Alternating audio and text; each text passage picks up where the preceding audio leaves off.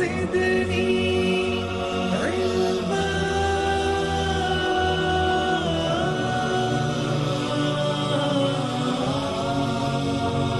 رب زدني علما.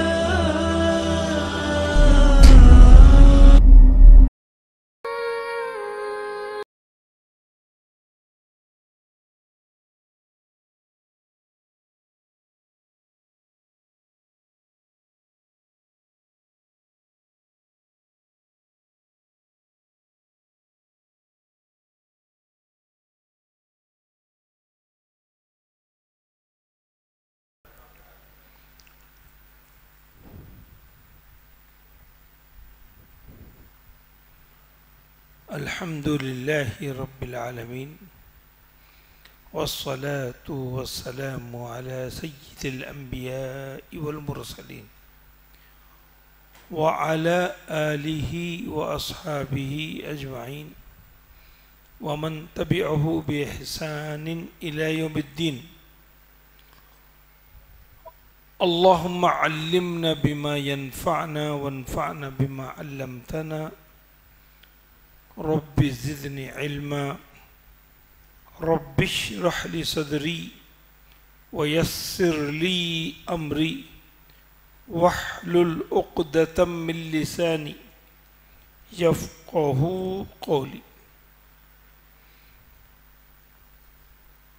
برادران اسلام، معزز بزرگوں، عزیز نوجوانوں، اسلامی ماں بہنوں، پیارے بچوں،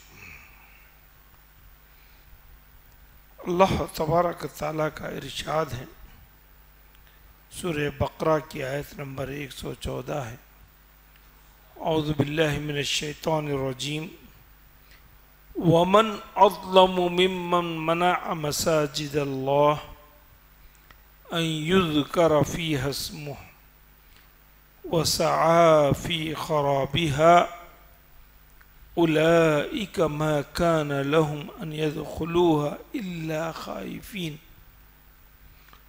لهم في الدنيا خزي ولهم في الآخرة عذاب أليم. یہ سورہ بقرہ کی آیت نمبر 114 ہے.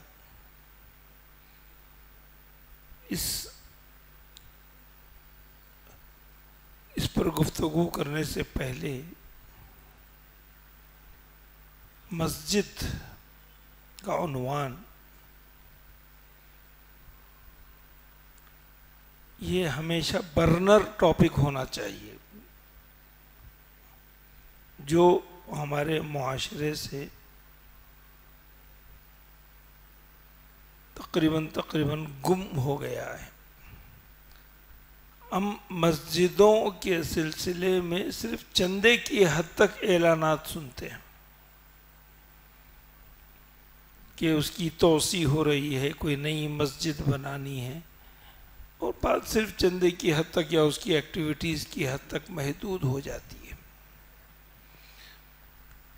اور ہم سمجھتے ہیں کہ یہی کام ہے اور اس سے مسئلہ حل ہو گیا ہے. یہ بھی ایک کام ہے. دنیا میں ایک طبقہ ایسا بھی ہے مسلمانوں میں اور غیر مسلموں میں جن کو مسجدوں سے نفرت ہے، جن کو مسجدوں سے دشمنی ہے.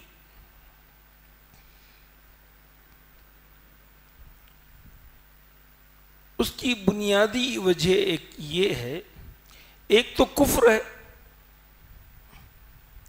اور الاسلام ملہ والکفر ملہ، اسلام ایک امت ہے، کفر ایک امت ہے. تو ان کا اختلاف کرنا یا ان کا مسلمانوں کے خلاف کھڑے رہنا ایک فطری بات ہے. وہ تو ہر نبی کے زمانے میں اس طریقے سے ہوتا رہا، ورنہ اللہ کے رسول کیوں مکہ چھوڑتے، کیوں خانہ کعبہ کو کہتے کہ تو میں یہاں سے جانا نہیں چاہتا، مجھے یہاں سے نکلنے پر مجبور کیا جا رہا ہے. وہاں ان کی عبادتوں پر پابندی مختلف وجوہات سے. تو یہ معاملہ مسلمانوں مومنوں کے ساتھ، انبیاء کے ساتھ خاص طور پر، بعد میں مومنوں کے ساتھ ہر زمانے میں پیش آتا رہا. لیکن بعض لوگ تنگ نظری، وسعت نظری نہ ہونے کی وجہ سے، دین کی صحیح معلومات نہ پہنچنے کی وجہ سے، انہوں نے مسجد کو سمجھ لیا کہ وہ ان کے سوچ، ان کی فکر، ان کے مکتب فکر کے لحاظ سے اگر وہ نہ چلے تو وہ مسجد نہیں ہے. یہ غلط فکرہ ہے، یہ فتنے کا فکرہ ہے. مسجد اللہ کا گھر ہے، وہ اللہ کا گھر اللہ کے نام سے جب بنایا گیا تو اس کی نسبت کسی اور طرف کرنا، نسبت نام الگ بات ہے، نسبت کہ مسجد فلاں کی ہے، یہ مسجد فلاں کے لیے ہے، فلاں نہیں آ سکتا، فلاں آئے گا تو اس کے خلاف کارروائی کی جائے گی، مسجد دھلائی جائے گی. یہ سب کم عقلی کی دلیل ہے، اسلام کے نہ سمجھنے کی دلیل ہے. ان لوگوں کو تو خانہ کعبہ 1000 مرتبہ دھونا چاہیے جہاں پر ابو جہل بھی عبادت کرتا تھا، ابو لہب بھی کرتا تھا، عقبہ بن ابی معیط بھی تھا، امیہ ابن خلف بھی تھا. تو وہ تو پورے کافر تھے جو خانہ کعبہ کے اندر آباد تھے. تو یہ فکرہ زمانے کے اندر وسعت سہولیات زیادہ ہونے کے باوجود بھی اندھے پن اور تقلید کی وجہ سے اس طریقے کے واقعات پیش آ رہے ہیں، اور یہ بہت ہی تکلیف دہ ملت کے لیے، اسلام کے لیے. قرآن نے کسی کا ذکر نہیں کیا نام لے کر. وَمَنْ أَظْلَمُ، اس سے زیادہ ظالم کوئی شخص ہو سکتا ہے؟ اس سے زیادہ ظالم شخص کوئی ہو سکتا ہے؟ پہلے اس کی جرم کی اور اس کے ظلم کی کیفیت کی طرف اشارہ کیا گیا ہے، جرم ذکر بعد میں کیا جا رہا. پہلے اس کے جرم کی شنیعت، اس کی سنگینی بتایا جا رہا ہے کہ ایسا آنے والی جو بات ہے اس کے بارے میں کہ ایسا شخص ظالم ہی کر سکتا ہے، وہ پکا ظالم ہے اور بہت بڑا ظالم ہے، کیونکہ یہاں پر اس میں تفضیل کا صیغہ ہے. دوسرے جرائم کو ایک حد تک کم گردانا جا سکتا ہے، معاف کیا جا سکتا ہے، اس کی تلافی کی جا سکتی ہے، لیکن یہ جرم قابل معافی نہیں ہے. ومن اظلم، اس سے زیادہ ظالم کون ہے؟ جو اللہ کے گھر کے لیے رکاوٹ پیدا کرے. ممن منع مساجد اللہ، کوئی مخصوص مسجد کا ذکر نہیں، مساجد اللہ مطلقاً اللہ کی. عربی زبان میں مسجد یہ وزن ہے مفعل، اس کے معنی آتے ہیں پلیسمنٹ کے، جگہ کے، وہ جگہ جہاں پر سجدہ کی جائے. ویسے ساری دنیا مسجد ہے، یہ عمومی طور پر ہے کہ جہاں انسان نماز پڑھنے کے لیے کھڑا ہو جائے وہ مسجد ہے. لیکن ایک چیز کی نسبت جگہ کو مخصوص، اس کی چہار دیواری اور اس کا اہتمام، یہ اسلام کا شعار ہے. شعار کا مطلب اسلام کا سمبل ہے، سمبل، علامت ہے. مومن ہے تو مسجد ضروری ہے، یہ اسلامی تاریخ کا اعلان ہے. آدم علیہ السلام زمین پر آئے تو انہوں نے سب سے پہلے، قرآن کا اعلان ہے کہ سب سے پہلے، ابھی ان کی آل و اولاد نہیں ہوئی، ابھی خاندان قبیلہ نہیں پھیلا، سب سے پہلے انہوں نے خانہ کعبہ کی بنیاد رکھی. ان اول بیت وضع للناس ببکۃ مبارکا، تو خانہ کعبہ ابراہیم علیہ السلام نہیں بنائے، خانہ کعبہ آدم علیہ السلام بنیاد رکھی، اللہ نے آپ کو اس جگہ کی نشاندہی کی، وہ جگہ بتائی، اس جگہ پر تم کو خانہ کعبہ کی بنیاد رکھنی ہے۔ تو ان اول بیت، ابھی کوئی عبادت کرنے والوں کا جمگٹا نہیں ہے، ایک انسان، ایک مرد ایک عورت زمین پر آئے ہیں، تو ان کے لیے وہ مسکن، مرکز، مستقر، ہیڈ کوارٹر، جو کچھ تصور کیا جا سکتا ہے وہ کہا کہ پہلے تم اس کو بناؤ، جو کچھ کیا جا سکتا ہے تم اس کو بناؤ، یہ کہا گیا۔ اس لحاظ سے مومن جہاں پر ہے مسجد وہاں پر ضروری ہے۔ اسلام میں اللہ کے رسول صلی اللہ علیہ وسلم مکہ چھوڑ کر جب مدینہ آئے، ابھی مدینہ پہنچے نہیں، ٹارگٹ مدینہ ہی تھا، ہدف مدینہ ہی تھا، منزل مدینہ ہی تھی۔ راستے میں اہل قباء نے آپ کا استقبال کیا، مہمان نوازی کی، گرم جوشی سے آپ کو اپنے پاس رکنے کے لیے کہا۔ یہ کوئی پری پلان نہیں تھا، یہ انیکسپیکٹڈ تھا۔ اللہ کے رسول صلی اللہ علیہ وسلم وہاں سے کوئی پری پلان ہجرت کر کے مجھے قباء میں 4 دن ٹھہرنا ہے ایسا نہیں کہا، انیکسپیکٹڈ تھا۔ تو وہاں کے رؤسا، وہاں کے عمرہ، وہاں کے اہل طبقہ نے آپ کی بابت سنا، آپ کا استقبال کیا۔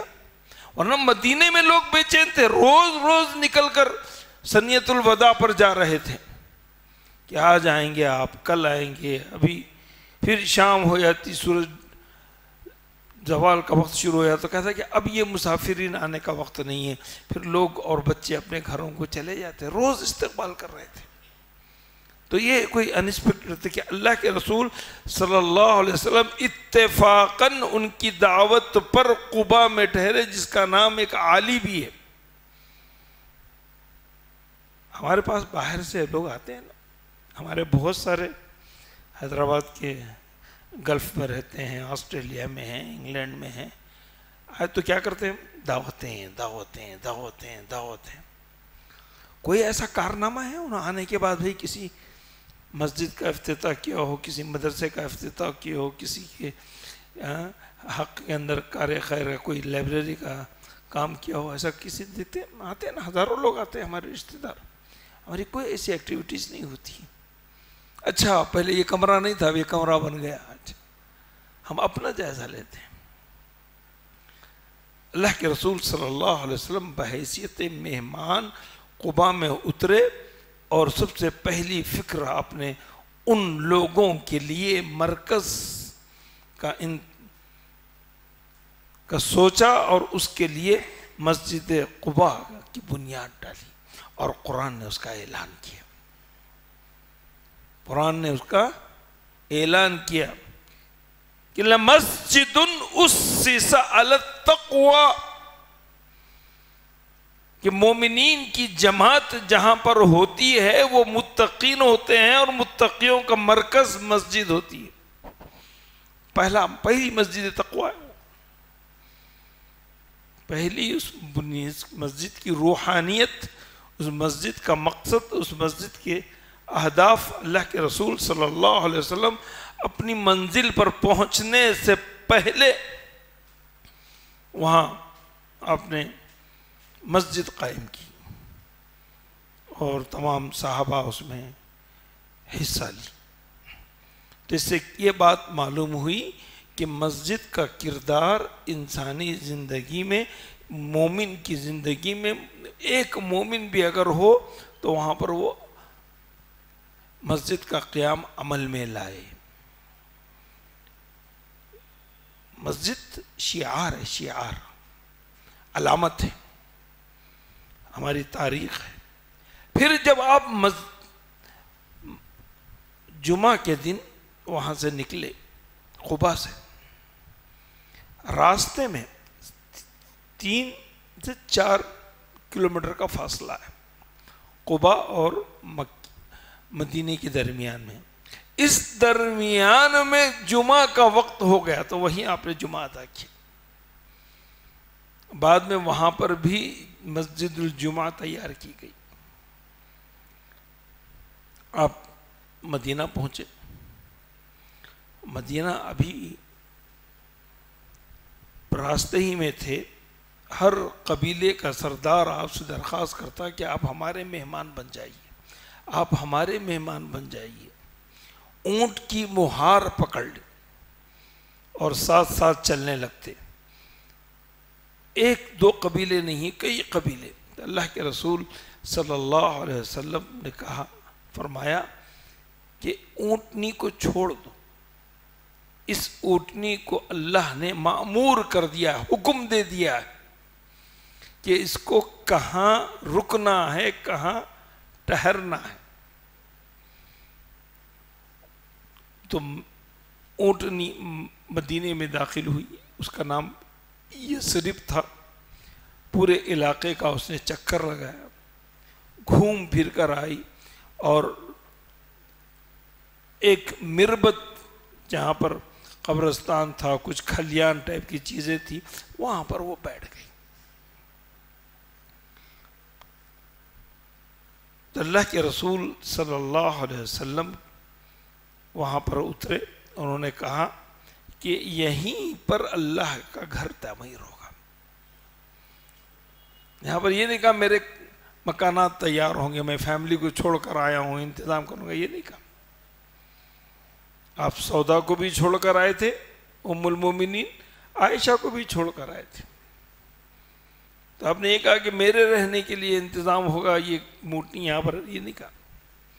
نے کہا کہ جہاں اونٹنی بیٹھی ہے یہ جگہ کس کی ہے؟ یہ دو یتیم بچوں کی جگہ تھی, سہل اور سہیل.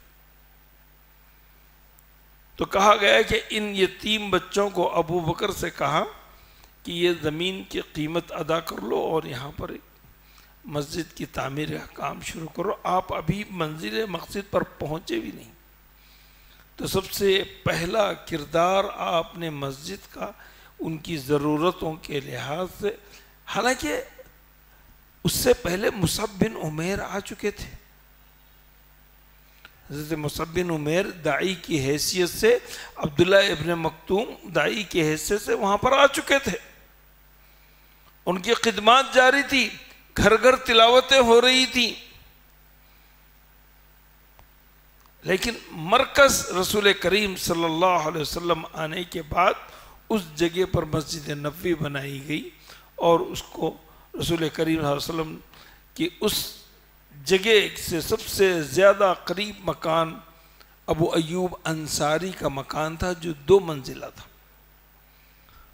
ابو ایوب انصاری نے کہا, یا رسول اللہ, میں آپ کا میزبان, کیونکہ میرا حق بنتا ہے کہ جہاں سے اونٹنی بیٹھی ہے میرے گھر کا فاصلہ سب سے کم ہے, 2 منزلہ مکان ہے. یہ ہماری شان کے خلاف کہ آپ نیچے ہوں اور ہم اوپر, آپ اوپر رہیے ہم نیچے رہتے ہیں. یہ احتراماً حضرت ابو ایوب انصاری نے اللہ کے رسول سے درخواست کی. اللہ کے رسول نے فرمایا کہ نہیں, لوگوں کی آمد و رفت رہے گی, لوگوں کو ملنے جلنے میں, اوپر آنے جانے میں زحمت ہوگی, تو میں نیچے ہی رہتا ہوں, تم لوگ اوپر رہو, اس میں کوئی حرج نہیں ہے. پھر رسول کریم صلی اللہ علیہ وسلم نے خود بنفس نفیس پہلا کام مسجد نبوی کی تعمیر کی. آج کل ڈونر بہت ہیں, پیسہ بھی بہت ہے.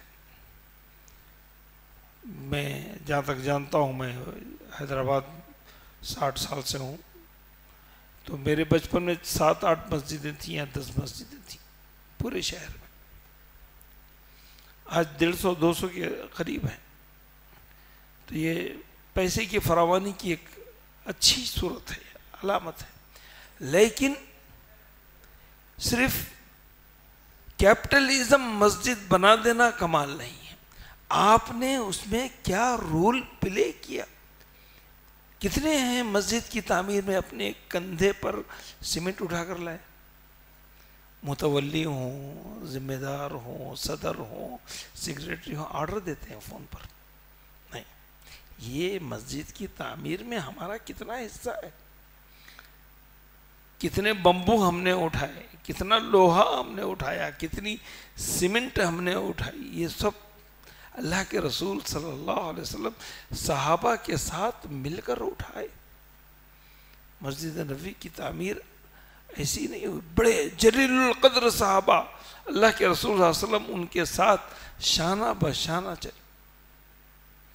بچپن میں خانہ کعبہ کی تعمیر، اور جب آپ کی عمر 53 سال ہے، 53 سال کا شخص جوانوں کی طرح پتھر اٹھا اٹھا کر لا رہا، پتھر اٹھا اٹھا کر لا رہا ہے، اور اس کی بنیادیں مضبوط کی جا رہی ہیں. اندازہ لگائیے.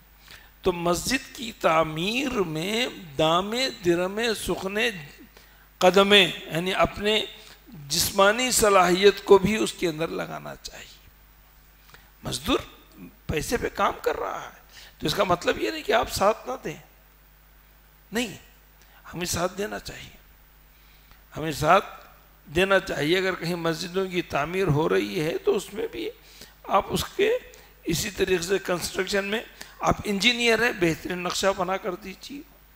آپ کے پاس طاقت ہے، آپ ان کی ہیلپ کیجیے. آپ کے پاس اوزار ہیں، وہ فراہم کیجیے. جس طریقے سے بھی ممکن تعاون ہو اس میں کیجیے. یہ مسجد کا ایک تعارف ہوا جو میں نے آپ کے سامنے پیش کیا. لیکن مسجد اس کے بعد صرف مسجد نہیں ہے.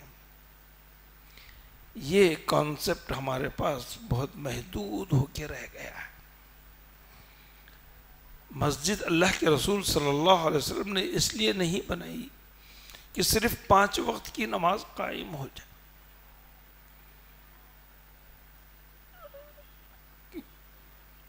مسجد مرکز ہے، اسلامی مرکز، اسلامی سینٹر. ہجرت کر کے جو صحابہ آتے بے سروپا، جن کی فیملی نہیں ہوتی، بیچلر ہوتے، سب کچھ لٹاتے، تو ان کے لیے ایک چبوترا بنایا گیا مسجد کے صحن میں. ان کی تعداد شروع میں کم تھی، وہ 400 تک پہنچی. تو وہ ان کے قیام کا اور ان کی تعلیم کا ذریعہ بنا. تو مسجد ایمرجنسی حالات میں مسلمانوں کے لیے قیام گاہ بھی ہے اور تعلیم گاہ بھی ہے. یونیورسٹی ہے. یونیورسٹی کا کردار ہے مسجد کا. مسجد میں 10 حلقے تھے، ایک نے دو نے 10 حلقے. آج بھی مدینہ منورہ میں وہ حلقے عہد رسول سے آج تک جاری ہیں. ابو بکر کا حلقہ تھا، حضرت عمر کا حلقہ تھا، عثمان کا حلقہ تھا، عبداللہ ابن مسعود کا حلقہ تھا، ابو عبیدہ بن جراح کا حلقہ تھا. صحابہ کے حلقے تھے. عبداللہ ابن مسعود بہترین قاری تھے، معاذ ابن جبل بہترین قاری تھے. یہ استاد مقرر کیے گئے تھے اصحاب صفہ کے لیے. اللہ کے رسول صلی اللہ علیہ وسلم گاہیں ماہیں آ کر ان کی تعلیمی رپورٹ لیا کرتے تھے. اس میں سے تو بعض صحابہ کی روایت آتی ہے کہ ہمارے پاس اوپر پہننے کے لیے کچھ نہیں ہوتا تھا، ہم تہبند باندھے ہوئے رہتے تھے. اللہ کے رسول صلی اللہ علیہ وسلم وہاں سے گزرتے تو ہم اپنے تہمت کو سنبھال کر بھاگتے اللہ کے رسول سے ملاقات کے لیے. پھر پوچھتے اللہ کے رسول کہ آج تم نے کیا پڑھا ہے؟ تو بتاتے ہیں معاذ ابن جبل نے سورتیں یاد دلائیں، ابی ابن کعب نے پڑھایا، حضرت علی حضرت عمر نے پڑھایا. ایک دوسرے کو سنتے سناتے یہ تعلیمی مرکز، اب ہمارے پاس اس کی نوعیت بہت محدود ہو کر رہ گئی ہے. اس کی نوعیت بچوں کو ناظرہ قرآن یا صرف قاعدے کی حد تک رہ گئے ہیں. نہیں،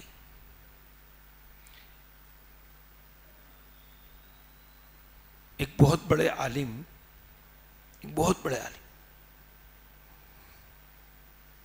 ان سے پوچھا گیا آج بھی علماء پیدا ہو رہے ہیں اور آپ بھی ایک عالم ہیں، آپ کا علم اتنا پختہ، اور آج جو یونیورسٹیز میں پڑھ رہے ہیں، جامعات میں پڑھ رہے ہیں، ان کا علم اتنا گہرا، اتنا پختہ نہیں. اس کی وجہ کیا ہے؟ تو انہوں نے ایک بڑی پیاری بات کہی ہے، علمی بات ہے لغت کے لحاظ سے. انہوں نے کہا کہ تم نے جامعہ میں پڑھا، جامعہ یونیورسٹی کو کہتے ہیں اور یہ مؤنث ہے عربی میں، اور ہم نے جامع میں پڑھا، مسجد میں پڑھا ہم نے، اور یہ مذکر ہے، اور مذکر مؤنث پر غالب آتا ہے. ہماری تعلیم جامع میں ہوئی ہے. ہم نے امام مالک کی موطا عمر فلاطہ کے پاس مسجد نبوی میں اللہ کے رسول صلی اللہ علیہ وسلم کے روضے سے متصل روضۃ من ریاض الجنہ میں پڑھا ہے. ہم نے بخاری ابو بکر الجزائری باب الرحمہ کے سامنے، ابھی اس وقت مسجد پختہ تعمیر نہیں ہوئی تھی، شیڈز تھے، اس میں بیٹھ کر ہم نے پڑھا ہے. فقی مسائل حماد بہت بڑے استاد ہیں، ان سے بیٹھ کر باب المجدی پہ ہم نے پڑھا ہے.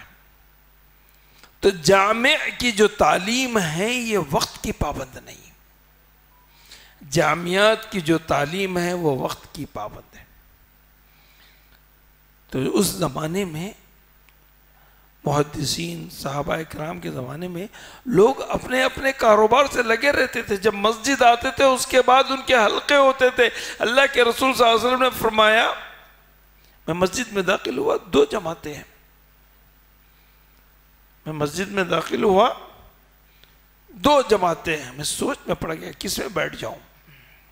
اللہ کے رسول کہتے ہیں ایک ذکر، حلقہ ذکر میں، تسبیح میں، تحمید میں، تسبیح میں ایک حلقہ ہے، ایک جماعت بیٹھی ہوئی ہے.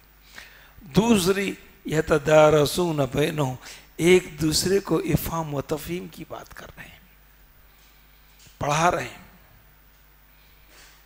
اللہ کے رسول صلی اللہ علیہ وسلم نے فرمایا تمہیں ایک مجلس اللہ کے بیت من بیوت الجنہ، کسی بھی اللہ کے گھر میں، بیت من بیوت الجنہ، اللہ کے گھروں میں ذکر ہے. بیت من بیوت اللہ، یہ اللہ کا گھر ہے. اللہ نے کہا میرے گھر پر آنے والے میرے مہمان ہیں، ضیوف الرحمن، ہم ضیوف الرحمن ہیں. شان کتنی عظیم شان ہے معلوم ہے؟ اتنی عظیم شان ہے. ہم کہتے ہیں اگر کسی کا انتقال حالت نماز میں ہو جائے، حالت سجدہ میں ہو جائے، حالت قیام میں ہو جائے، ہم رشک کرتے ہیں، کیا موت آئی ہے بھائی، کتنا خوش نصیب ہے. یہ سعادت اس شخص کے لیے بھی ہے جو مسجد میں ہے، کیونکہ وہ جب تک مسجد میں ہے وہ عبادت میں ہے، کھیل نہیں ہے بھائی. ہم مسجد کیا کردار ادا کر رہی ہے ہمارا، کس نوعیت کا کردار ادا کر رہی ہے؟ ذرا بچے سنو آپ غور سے. گھر سے نکلے، گھر دور ہے. آج کل تو سواریاں ہیں، پرانے لوگ اپنے اونٹ کو چھوڑ کر پیدل آتے تھے. آج بھی ہیں ایسے لوگ. حدیث میں ہے کہ تم گھر سے نماز پڑھنے کے لیے نکلے, ایک قدم اٹھایا, ایک گناہ معاف ہوا. دوسرا قدم اٹھایا, اللہ نے درجہ شان آپ کے ایک درجے کو اونچا کر دیا. ایک قدم اٹھایا, ایک گناہ معاف ہوا, ایک قدم بڑھایا, ایک درجہ بلند ہو گیا جنت کے درجات پہ سے. جتنا لمبا فاصلہ اتنی گناہ ختم اور اتنے درجات اونچے ہوتے چلے گئے. اندازہ لگائیے. مسجد تک پہنچے نہیں ہیں میرے بھائی, ہمارے گناہ دھل رہے ہیں, ہمارے درجات بلند ہو رہے ہیں, مسجد نہیں پہنچے. ہو سکتا ہے راستے میں ٹھوکر لگ جائے, انتقال ہو جائے, ایکسیڈنٹ ہو جائے, آپ اللہ کی راہ میں ہیں, پر ہم نے اس عظمت کو نہیں سمجھا. دیکھتے ہیں اچھا 5 منٹ ہے, ارے ٹھہر دے, ایک اوور ہو جانے دے, ہو جاتا. آج ہے نا ہماری کوانٹٹی کم کیوں ہے, ہندوستان پاکستان لڑ رہے ہیں. ارے 5 منٹ, ایک اوور ہو جاتا. دیکھو ایک اوور ہوگا نا. اگر کسی کو آپ نماز کی دعوت بھی دیے تو ایسا تصور ہے, ابھی اقامت پہ اتنی دیر ہے, ابھی نماز ختم ہونے تک تو جماعت مل جائے گی, ایسا تصور کرتے ہیں. اچھا, ایک شخص نیت کر لیا, مسجد کا کردار دیکھیے. ایک شخص نے نیت کر لی کہ مجھے نماز پڑھنی ہے. اجی منہاج سے پوچھا, بیٹا نماز کتنے بجے ہے؟ انہوں نے کہا شیخ 8:45 بجے.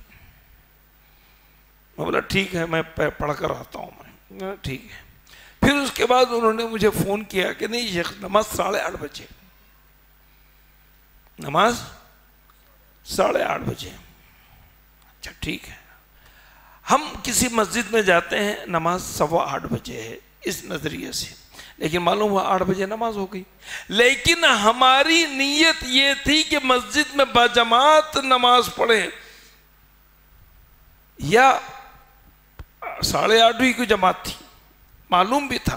ٹریفک میں پھنس گئے, راستے میں کوئی رکاوٹ آ گئی, حدث ہو گیا, وضو ٹوٹ گیا, آنے تک جماعت ختم ہو گئی. اللہ تعالیٰ کہتا ہے کہ اس بندے کو پورا چلے. وہی جماعت کا اجر ہے جو اس نے نیت کی تھی. صحیح حدیث ہے میرے بھائی. کتنا کردار انسان کو سنوارتی ہے مسجد. ہم یہاں بیٹھے ہیں نا, ہم نہیں بیٹھے ہیں, ہمارے ساتھ 4 چیزیں اللہ کی. نمبر 1, اللہ کی رحمت.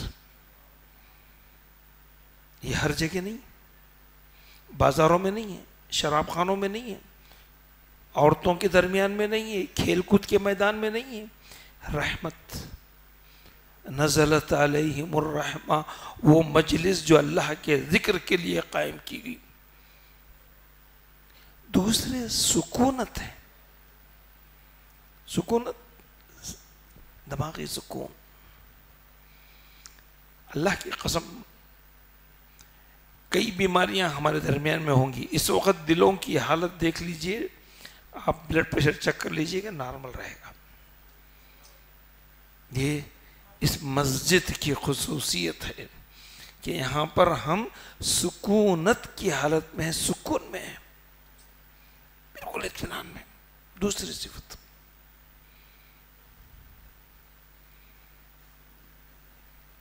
تیسری صفت, اس کی تیسری خصوصیت,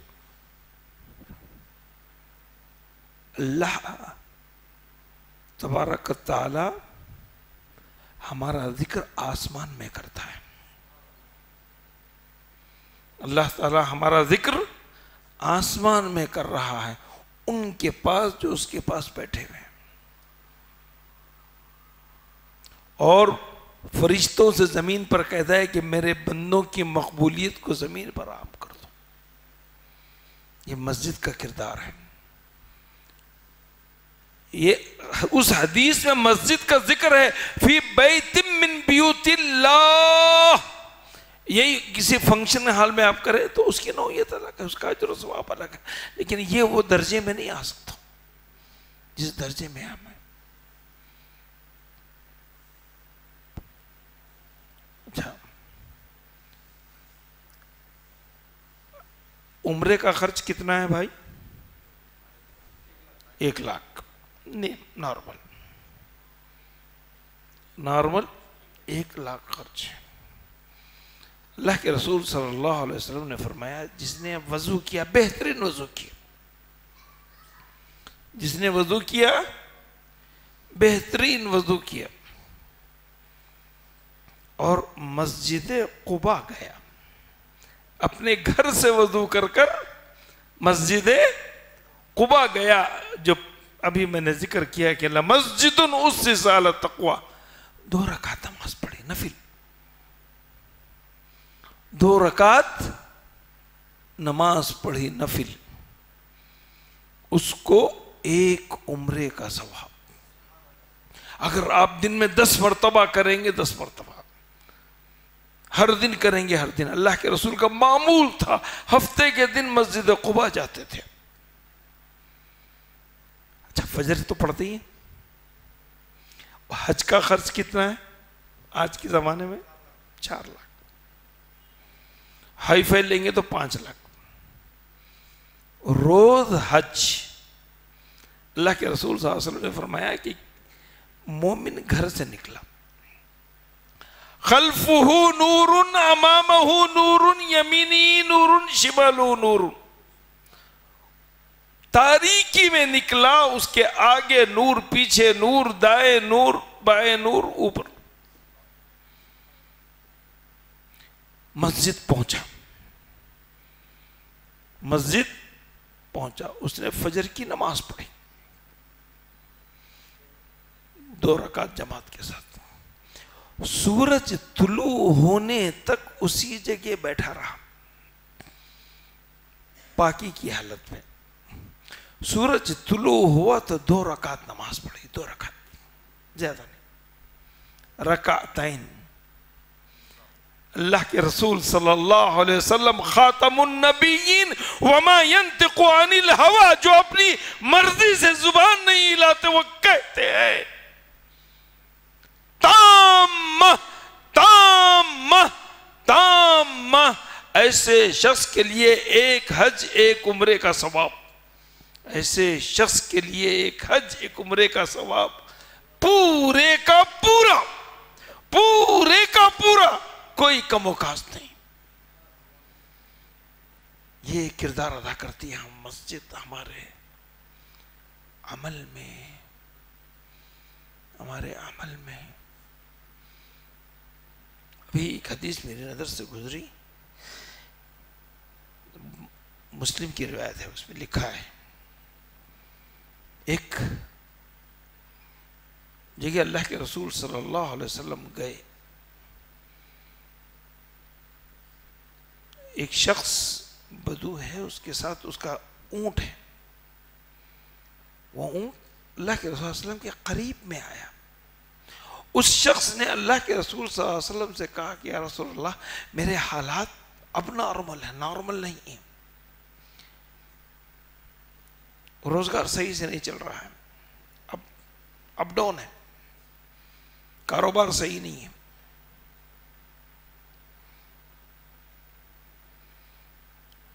اللہ کے رسول صلی اللہ علیہ وسلم اس کی جو اونٹنی تھی، وہ اونٹنی اللہ کے رسول صلی اللہ علیہ وسلم کے قریب آئی، آپ کے کان میں اس نے کچھ کہا۔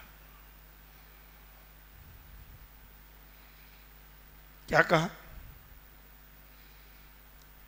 نے کہا یا رسول اللہ، میرا مالک فجر کی نماز نہیں پڑھتا ہے جماعت کے ساتھ، مسجد نہیں جاتا ہے، فجر کی نماز اسے چھوٹ جاتی ہے، برکت کہاں سے آئے گی؟ رحمت کہاں سے آئے گی؟ ایک جانور اس چیز کو محسوس کر رہا ہے کہ اس کا مالک اپنے رب کے آگے سجدہ نہیں کر رہا، مسجد کا کردار ادا نہیں کر رہا، مسجد کا حق ادا نہیں کر رہا۔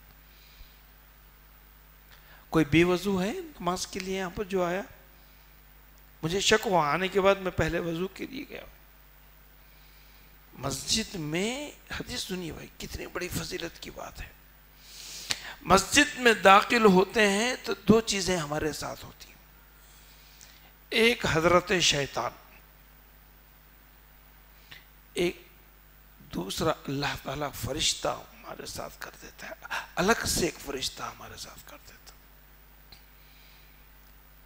جب تک مسجد میں باوضو ہیں، شیطان یہ چاہتا ہے کہ آپ کا وضو ٹوٹے، وسوسے آ جائے، پیٹ میں گڑبڑ ہو گئی، ہوا خارج ہو گئی، پیشاب آ رہا ایسا نکل گیا، کئی خطرے ٹپک گئے، عجیب عجیب عمر کے لحاظ سے جیسے جیسے شیطان کی یہ خواہش ہوتی ہے کہ وہ بے وضو رہے مسجد میں اگر رہا بھی تو.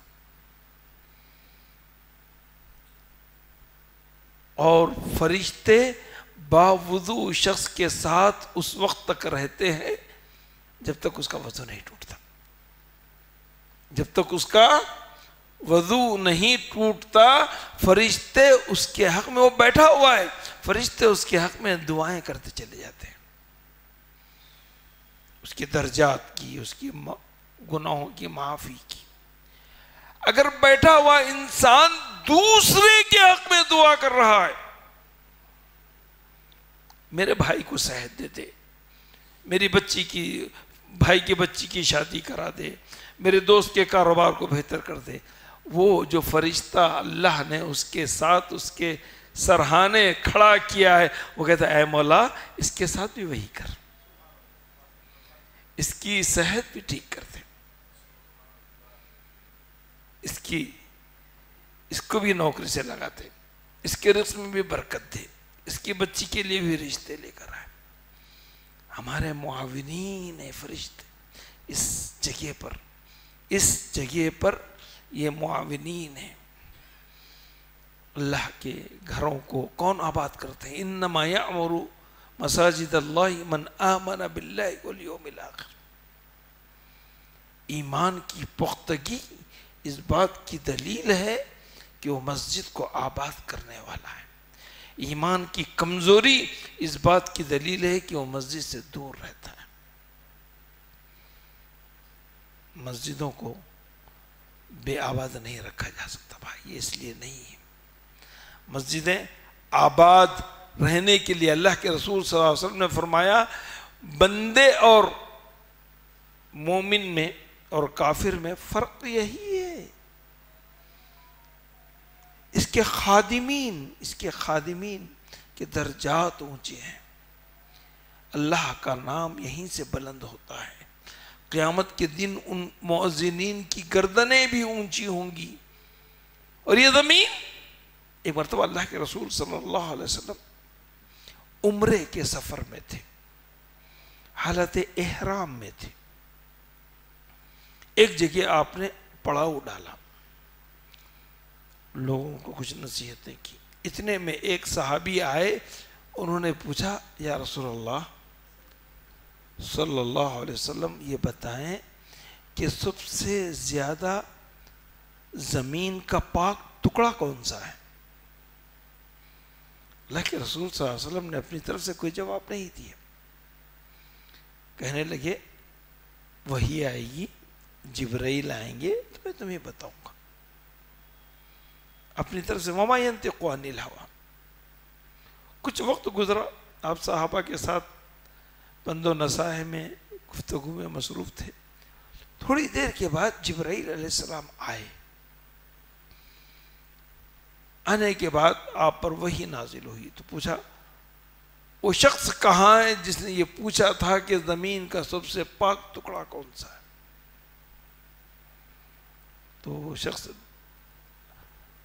آئے.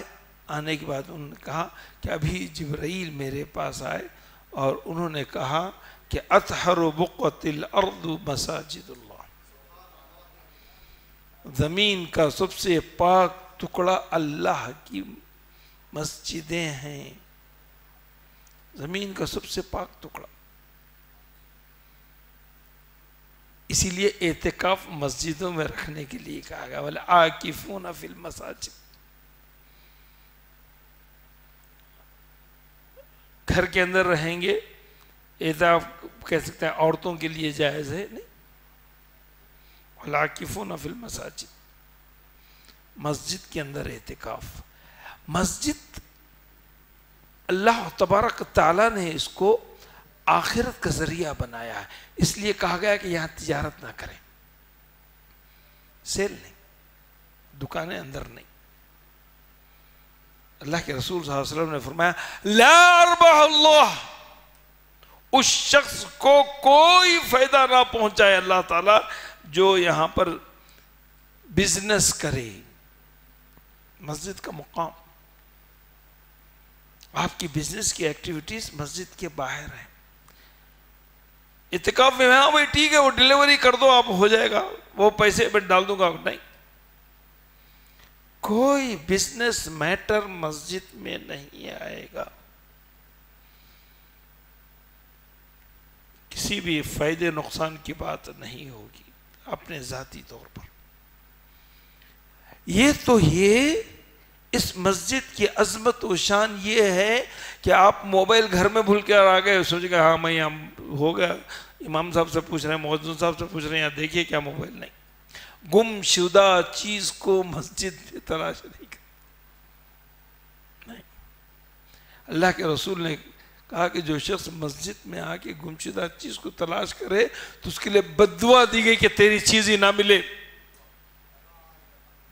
لا رد اللہ.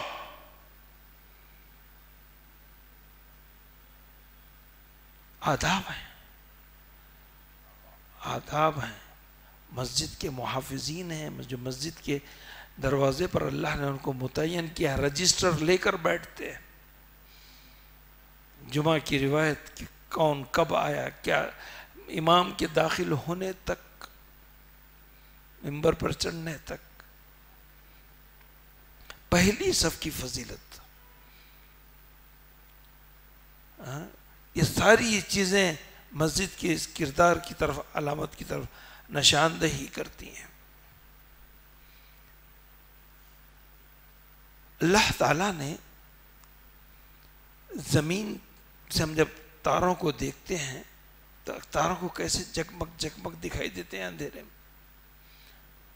اللہ تعالیٰ نے کہا کہ زمین کے تارے مسجدیں ہیں.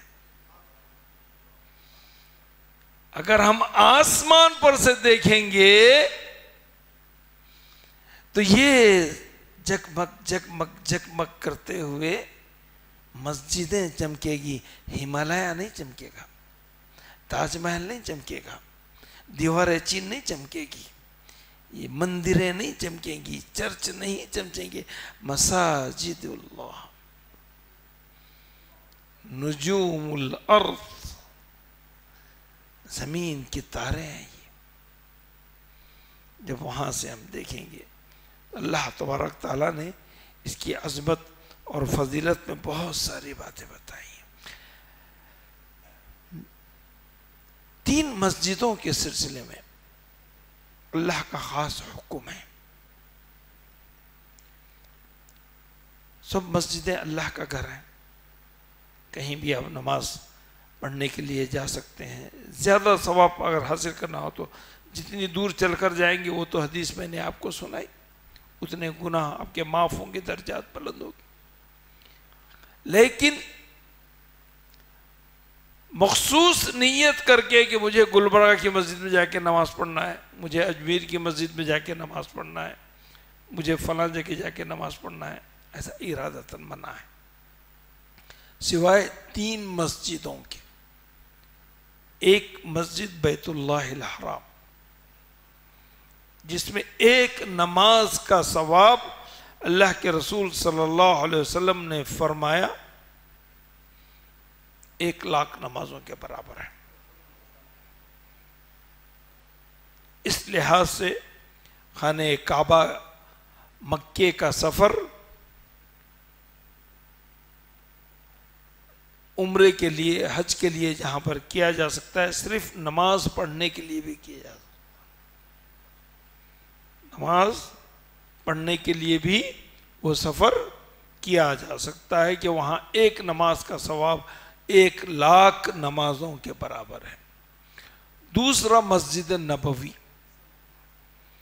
صلی اللہ علیہ وسلم کی مسجد، ایک نماز کا ثواب 1000 نمازوں کے برابر ہے۔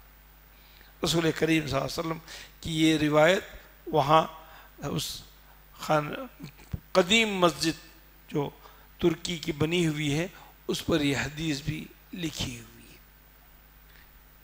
تیسری مسجد، مسجد اقصی جو بیت المقدس میں ہے، جو قدس میں ہے، اس کو بیت المقدس کہا جاتا ہے، مسجد اقصی، اس میں ایک نماز کا ثواب 500 نمازوں کے برابر ہے۔ اس لحاظ سے ان تینوں جگہوں پر زیادہ نیت حاصل کرنے کی غرض سے سفر کیا جا سکتا ہے۔ الحمدللہ میں نے ان تینوں جگہوں پر سفر کیا۔ چلیے الحمدللہ، اللہ تعالیٰ آپ سب کو اس کی توفیق عطا فرمائے۔ اچھا، مسجد یونیورسٹی ہے، مسجد دارالقضاء ہے۔ ہم کورٹ کچہری جاتے ہیں، چھوٹی چھوٹی بات پر پڑوسی سے لڑ لیے، پولیس والے کو فون کر دیا، 100 ڈائل کر دیے، گاڑیوں کی ٹکر ہو گئی۔ نہیں، مسجد دارالقضاء ہے، ہائی کورٹ ہے، سپریم کورٹ ہے۔ یہاں بیٹھے گا انسان کو خوف رہے گا، جھوٹ بولے گا تو اللہ کی لعنت اس پر ہو سکتی ہے، اللہ کے گھر سے جھوٹ بول کر نجات نہیں پا سکتا۔ یہ چیز کو محسوس کرے گا، یہ اس جگہ کی تاثیر ہے۔ بہت سارے میاں بیوی کے طلاق کے، خلا کے، مختلف قسم کے نزاعات کے مسئلوں کو کورٹ میں کیوں؟ وہاں شیاطین رہتے ہیں، وہاں شیاطین الانس والجن دونوں لگے ہوئے ہیں۔ یہ اللہ کا گھر ہے، اللہ کا واسطہ دلائیں گے تو رسول کریم صلی اللہ علیہ وسلم کے فیصلے مسجد نبوی میں ہوا کرتے تھے۔ جو آیات نازل ہوئی ہیں سورہ مجادلہ کی ہیں اور دیگر سورتوں کی آیتیں ہیں، وہ جس میں احکامات ہیں، سب کا تعلق مسجد سے ہے۔ یہ دارالقضاء ہے۔ قضاء حاکم امام ہوتا ہے، امام وقت کا امام ہوتا ہے۔ جہاں وہ رکعت نماز کا امام ہوتا ہے، وہ وقت کا امام ہوتا ہے، عالم ہوتا ہے۔ تو اس جگہ کی اہمیت کے لحاظ سے قضاءت کا مرکز یہ ہے، یہ سینٹر سے تربیتی ہمارے پاس بہت سارے کیمپ لگتے ہیں۔ الحمدللہ آج کل سمر کورس وغیرہ میں شروع ہوئے کیمپ، اس کیمپ کا مرکز بھی مسجد نبوی، فوجیوں کی ٹریننگ۔ حضرت عائشہ کہتی ہیں کہ اللہ کے رسول صلی اللہ علیہ وسلم کی میں گردن میں سے منڈی اٹھا اٹھا کر دیکھتی تھی کہ حبشی جنگی کرتبے دکھاتے تھے اس کے میدان میں، مسجد نبوی کے میدان میں۔ تو ہم نے مختلف قسم کے، آج کے ٹریننگ سینٹر کیا ہے؟ کمپیوٹر سینٹر، بچوں کو IT کی تعلیم، ان مساجد میں اس کے مراکز ہونا چاہیے، ان مساجد میں ان کے مراکز ہونے چاہیے۔ مسجدیں، کتب خانے، لائبریریاں مسجدوں میں ہونی چاہیے۔ ہمارے جو اسلاف ہیں، محدثین ہیں، ان کے مراکز یہی مسجدیں ہوتی تھی، یہیں سے وہ دروس دیا کرتے تھے، ان کی کتابیں اور ان سے استفادے کے مواقع یہی مسجدیں ہیں۔ تو مسجد کا کردار عملی زندگی میں بہت بہت بہت بڑا ہے، جس کو ہم آئے دن مس کر رہے ہیں۔ آئے دن کچھ نہ کچھ چیزیں ہمارے پاس ہو سکتی ہیں۔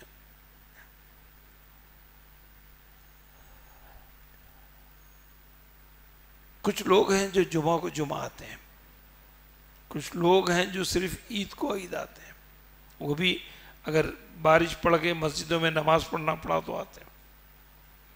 بعض لوگ صرف جمعہ کو جمعہ آتے ہیں۔ اللہ کے رسول صلی اللہ علیہ وسلم نے فرمایا 3 جمعہ لگاتار کسی نے غفلت برتی، اللہ تعالیٰ اس کے دل پر مہر مار دیتا ہے. دل پر مہر مار دینے کا مطلب ہدایت چھین لی گئی، اس کا فیوز اڑ گیا. فیوز اڑ گیا تو لائٹ کہاں سے آئے گی؟ تو بھی علی قلوبہم، کہ ان کی صلاحیت چھین لی گئی، ان کی وہ تمام چیزیں ختم کر دی گئی. اللہ کے رسول صلی اللہ علیہ وسلم کہتے ہیں، فرماتے ہیں مجھے کبھی کبھی خیال آتا ہے، کبھی کبھی خیال آتا ہے کہ یہاں کسی کو امامت کے لیے کھڑا کر دوں اور میں گھروں کا جائزہ لوں، اور جن گھروں میں مرد حضرات نماز کے لیے نہیں نکلے ان گھروں کو جلا دوں. پھر مجھے بچوں کا اور عورتوں کا خیال آتا ہے تو میں اپنے اس خیال سے باز آ جاتا ہوں. پھر مجھے بچوں کا خیال آتا ہے تو اس کے بعد میں اس سے باز آ جاتا ہوں. تو کس لحاظ سے مسجدوں کی اہمیت کیا ہے اندازہ لگا سکتے ہیں. عبداللہ ابن عمر کی روایت ہے، ابشروا، خوشخبری دے تو، ھذا ربکم قد فتح بابا من السماء یباہی بکم الملائکہ یقول انظروا الى عبادی قد قضوا فریضۃ وهم ينتظرون الآخر. اللہ تعالیٰ آسمان کا ایک دروازہ کھولتا ہے اور فرشتوں سے کہتا ہے کہ میں اپنے بندوں پر فخر کرتا ہوں کہ یہ ایک نماز ختم کر چکے ہیں، اب دوسری نماز کے انتظار میں ہیں. یہ ایک نماز ختم کر چکے ہیں، دوسری نماز کے انتظار میں ہیں. تو ایک مومن کا مسجد میں اگر نماز ختم کرنے کے بعد قیام ہو جاتا ہے، باوضو رکتا ہے، تو دوسری نماز تک بھی وہ حالت صلاۃ میں رہتا ہے. تو اندازہ لگائیے کہ اللہ تبارک تعالیٰ نے مسجد جیسی نعمت کو اللہ نے ہمارے حوالے دیا ہے. بیت من بیوت اللہ، اور اللہ کا گھر اس کو کہتے ہیں. اپنے گھر آنے والے کی اللہ نے اتنی ضیافتیں کی ہیں، اتنی ضیافتیں کی ہیں. کہا کہ مسجد میں بیٹھ کر جنت میں آپ کو چرنا ہے تو تسبیح پڑھیے. جنت کی کیریوں میں آپ چر رہے ہیں، صرف تسبیح پڑھیے. یہ تمام 1 گھنٹہ ہونے جا رہا ہے، نہیں مرے بھی آگے صرف اتنا. یہ موضوع زندہ ہونا چاہیے، گاہے ماہے لوگوں کے سامنے آنا چاہیے، خاص طور پر جو بچے ہمارے اس کے غلام ہیں، جو بچے اس کے رات بھر جاگ کر کرتے ہیں، تو ان کو مساجد سے جوڑنے کے لیے ایسی چیزوں کی سخت ضرورت ہے. رابطے میں رہیں، مسجدوں سے ان کو جوڑ کر لے کر آئے. ہاں، ورنہ اگر اللہ کا وبال آئے گا، اللہ کا وبال آئے گا. اگر مسجدوں کو غفلت کر دیں گے تو وبال آئے گا. تو اس کی دنیا کے اندر بہت ساری مسجدیں آباد نہ ہونے کی وجہ سے جانوروں کو باندھ دیا گیا. پنجاب میں، ویتنام میں 6000 مسجدیں گرائی گئی. بوسنیا ہرسک میں 10,000 مسجدیں گرائی گئی. سربیا میں. تو مساجد کے حقوق کو نہ ادا کرنا یہ اللہ کے پاس بڑی مسئولیت ہے. یہ اللہ کے پاس بڑی مسئولیت ہے. اور جو اس کی خرابی کے لیے، اس کی تباہی کے لیے، اس کے بگاڑ کے لیے رکھتا ہے. سعی فی خرابیہ، جو آیت میں نے آپ کے سامنے شروع میں تلاوت کی تھی، اللہ تبارک تعالیٰ نے کہا کہ لہم خزی فی الدنیا، دنیا میں یہ ذلیل ہوں گے، اور آخرت میں تو ان کو ذلت کا عذاب ہے ہی ہے. تو لوگوں کو اس بات کی طرف، نوجوانوں کو، گھر والوں کو توجہ دلائیں، مساجد کے مقصد کو سمجھائیں، ہمہ ایکٹیویٹیز، مختلف قسم کے ایکٹیویٹیز کو مسجدوں سے جاری رکھیں. یہ ہمارا مرکز ہے، یہ ہماری روحانیت کا اعلان ہے، ہمارے اسلام کا اعلان ہے، یہ شعار ہے، یہ شعار ہے. ہمارے سلف نے اس کا بڑا اہتمام کیا ہے. ہر مسجدوں کی خصوصیات بھی بتائی گئی. سلف جو ہے اگر کہیں مسجد بناتے،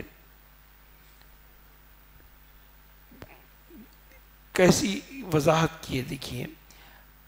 چھوٹا گاؤں ہے، 2-4 لوگ رہتے ہیں، تو وہاں پر جب مسجد بناتے تو اس کے اوپر جو مینار ہوتا نا، اس کے اوپر ایک کمان بناتے. صرف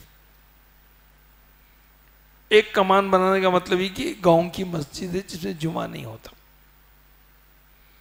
یہ گاؤں کی مسجد ہے جس میں جمعہ نہیں ہوتا، بلکہ کوئی بھی جب بھی آئے اپنی سہولت سے نماز پڑھے چلے جائے. جماعت کا بھی اہتمام نہیں ہوتا، مسجد ہے بس. گاؤں میں لوگ ہی نہیں ہیں، اپنے کام سے جا رہے ہیں، آ رہے ہیں، پڑھ لیتے. اس سے ذری بڑی آبادی رہتی ہے، 2 مسجدیں، مینار پر 2 کمانیں بنی ہوتی ہیں. یہ اسلامی اسٹرکٹ یہ ہے، تعمیراتی نظام ہے کہ آپ غور کر سکتے ہیں. حیدرآباد کی نظام کی مسجدوں میں مسجد ہے لیکن اس کی 2 کمانیں ہیں مینار پر. تو اس کا مطلب یہ کہ یہاں صرف فرض نماز ہوتی ہے، جمعہ نہیں ہوتا ہے. اگر 3 کمانیں ہیں اس مینار کے اوپر تو اس کا مطلب یہ کہ یہاں پر 5 وقت کی نماز ہوتی ہے اور جمعہ بھی ہوتا ہے. اگر 5 کمانیں ہوں تو اس کو شہر کی جامع مسجد کہا جاتا ہے.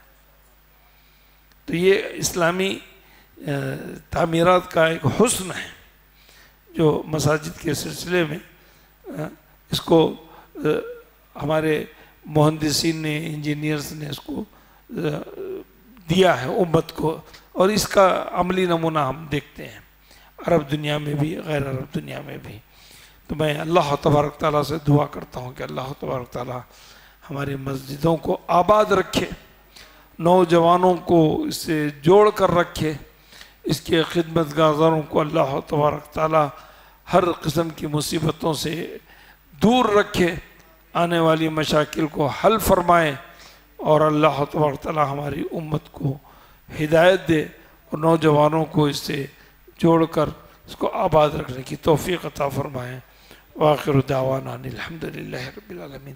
السلام علیکم. مزید علماء اور مقررین کے بیانات سننے کے لیے ہمارے YouTube چینل کو سبسکرائب کیجیے.